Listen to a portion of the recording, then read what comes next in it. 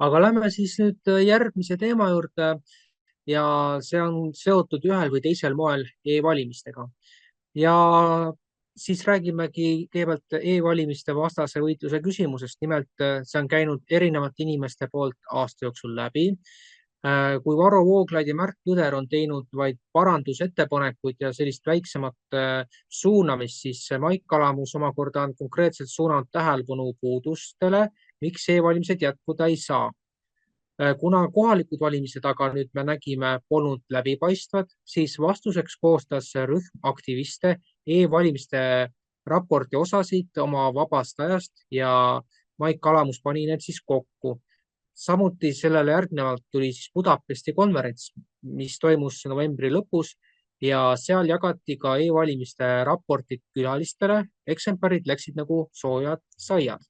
Ning loomulikult USA saatkonda saadud märku kirjast muuhulgas ka e-valimistega seoses ja mis on selle tulemid ja kõik see kokku, sellest esmalt võib-olla räägikski kokkuvõtlikult Maik. Ja tänu, Mihkel, et meie MTÜ Konservatiivne Eesti on pikemat aega selle e-valimiste vastu võidelnud. Üks põhimõtteline erinevus on see, et me ei näe, et see internetivalimised oleksid üldse seaduslikud. See tähendab seda, et mis iganes vormis seda ei tohiks kasutada, sest et on otseselt vastuolus Eesti põhiseadusega. Ma ei räägi mingisugustest määrustest või muust, vaid põhiseadustest, mis on kõige põhilisem. Seal on selgelt öeldud, et ühel päeval ja ühtemoodi tuleb teha neid valimisi. Esimesena siis räägiks sellest, et minule jõudis siis informatsioon, et Daniel Mereääre kaasus, mille me saatsime siis Euroopa Liidu kohtusse, ei võetud arutusele ja jällegi mille pärast öeldi, et me ei näe, et oleks keegi kannatanud. Mis siis, et sa ei saa seda kontrollida, mis siis, et see kogu süsteem oli valesti üles ehitatud. Ja siit oligi väga selge sõnum sellele, et me peame strateegiat muutma. Ja me nägime ära, kui korrumpeerunud on Eesti kohtusüsteem, kui mõttetu on see võitlus niisuguse pisikesel teemal. Võib-olla väikseid võite saab, aga suurtematel teemadelt on nagu suhteliselt raske. Ja esmajärjekorras me nägime võimalust seda, et me peame ülejäänud maailma teavitama, mis täpselt Eestis toimub. Ja eriti just neid, kus on konservatiivid võimul, nii Poolat, Ungarit, USA'd ja teisi riike teavitama siis, et mismoodi siis et Eestis need asjad käivad. Sest et suurem osa inimesi välisriikides, ka USA kongressmanid, senaatorid ei tea midagi Eesti e-valimistest. Ja siis nad ongi niimoodi, et küsivad minu käest, et kes pagan selle Kaja Kallase poolt on hääletanud. Ja need teised klounid Eestis ja siis ütled, see ongi ainuke võimalus on see, et meil ei ole 20 aastat olnud õigeid valimisi. 50% häältest pannakse suvaliselt siis e-valimiste, e-häälte nime all. Kes ne seda teevad, seda ei tea. Ja muidugi inimestel jäävad suu lahti. Samamoodi nagu Poolas, kui ma käisin juunikuus vaatlemas valimisi, me tegime raporti andsime edasi eeskätt Donald Trumpi meeskonnale, ka suurtematesse think tankidesse nagu Heritage Foundation ja teistele andsime selle üle. Ja ka nüüd andsime üle siis Thomas Rose'ile. Thomas Rose on siis uus suursaadik Poolas, USA suursaadik. Ja siit edasi meil oligi plaan, et Eestis, kui on kohalik omavalitsuse valimised, me teeme raporti ja selle anname siis üle samamoodi Donald Trumpile tema meeskonnale.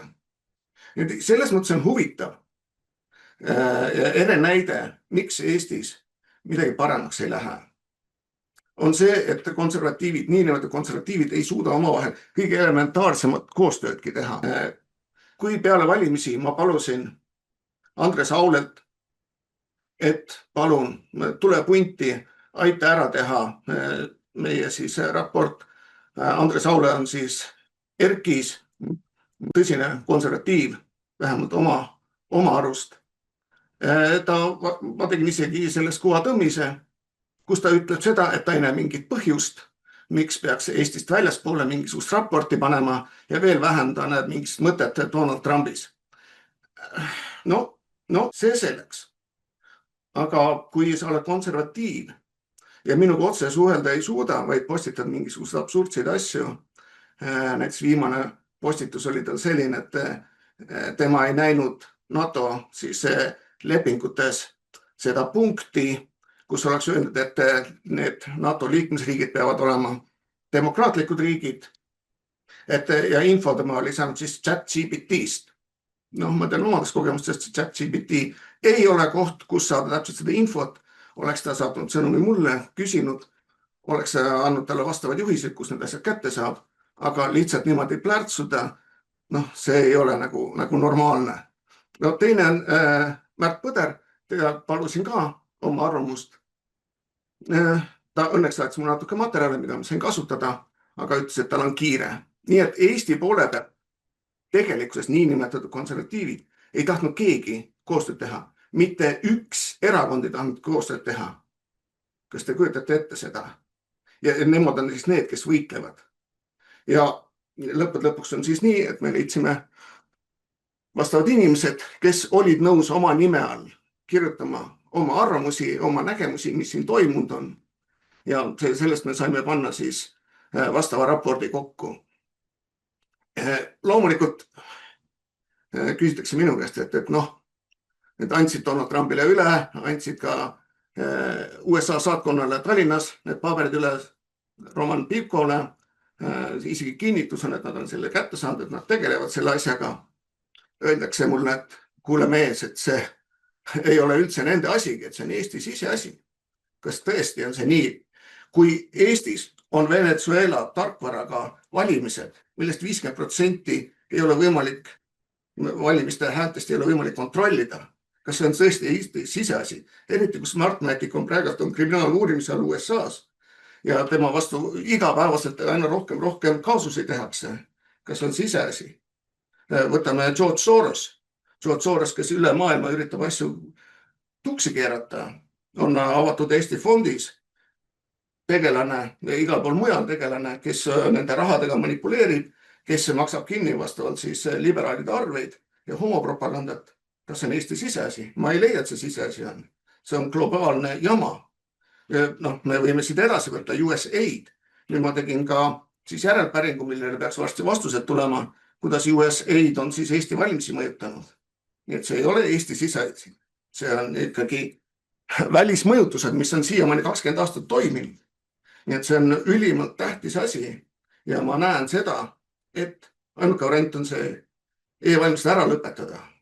Kui Andres Auler ja Märt Põder loodavad, et nad saavad kuidagi pidi seda e-valimisi paremaks teha, ma ei näe mitte mingit varianti, et seda paremaks saab teha. See on surnud asi nii nagu USA lähed tagasi ainult paberi valimisele, ainult vastavas jaoskonnas. Samamoodi peab minema tagasi selle järgi, mis on siis põhiseaduse ette nähtud üks päev ja ühtemoodi. Sest praegusel hetkel sa saad teha Eestis paberhääletamist, interneti hääletamist ja ka kirja teel hääletamist, mida te võib-olla isegi ei tea. Mina olen korra selle läbi käinud.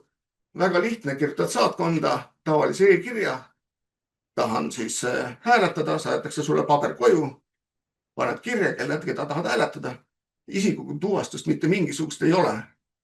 Ja sinna võid sa kirjutada 1000 häält ühtepidi, 1000 häält teistpidi. Ja mitte keegi ei saa aru sellest ja mitte mingit paremusse minekut ei olegi. Nii et Eestis need samad, kes teevad, muidugi võin ütelda, et Märt Põder on ekspert oma ala peal. Aga ma ei näe varianti, et me puuduste kõrvaldamistega saab midagi paremaks teha. Ja teine asi, otsene nähem, et mitte mingisugust koostööd ei ole konservatiividel ega kellegil ja keegi ei taha neid otseselt ära lõpetada. Ja kui vaadata neid rünnakuid minu vastu, siis on selge, et seal on ühtne soov seda asja jätkata ja tehakse ainult teatrit ja nägu tahetakse midagi muuta. aga kui teil on veel küsimusi minule, andke mulle teada, et ma üritan vastata, kui midagi ei kahtlaseks.